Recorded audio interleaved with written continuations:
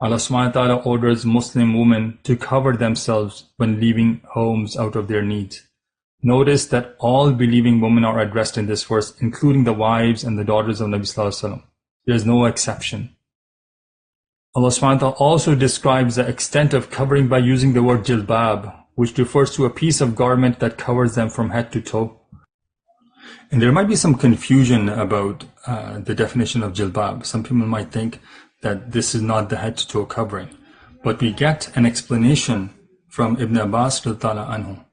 What was jilbab and how were the women covering themselves at that time?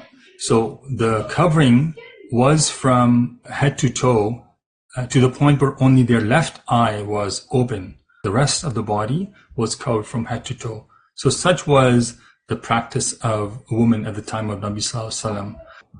Next, the reason for this order is mentioned. ذَلِكَ أَدْنَى أَنْ يُعْرَفْنَ فَلَا يُؤْذَيْنَ, that it is for their own protection, so they are not bothered and harmed by people.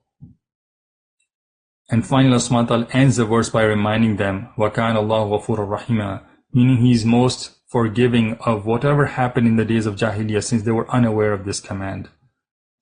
Let's pause and reflect on this verse for a moment.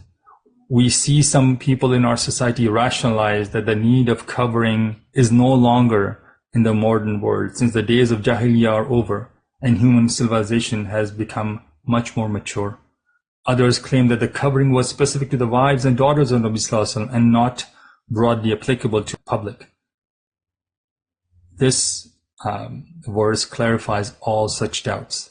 The ruling of covering is for all believing women and for all times. Another thing to note is that Allah subhanahu wa ta'ala even mentioned the form of the veil as jilbab, full covering, which clearly indicates that the purpose of this covering is not to expose the beauty of woman's body. Today, unfortunately, you see even believing women with good intentions and they're trying to practice their faith. They're wearing a headscarf, and yet the shape of the body, the contours of the body are still exposed due to their tight clothing. This is against the purpose and the intention of hijab. Nabi Sallallahu Alaihi Wasallam described the woman with inappropriate clothing that their destiny would be in hellfire.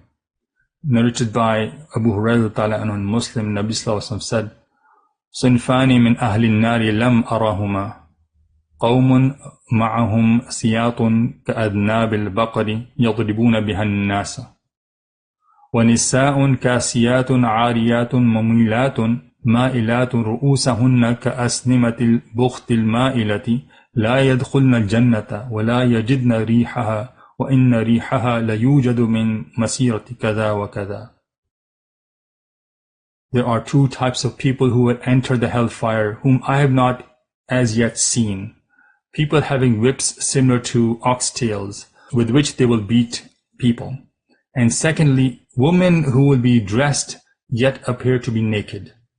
They will seduce men and be inclined towards them.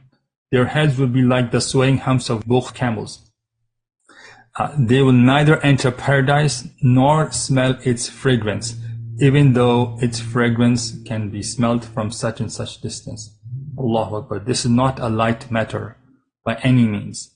When we see women wearing semi-nude or even transparent clothing in our society today, this will be a source of severe punishment.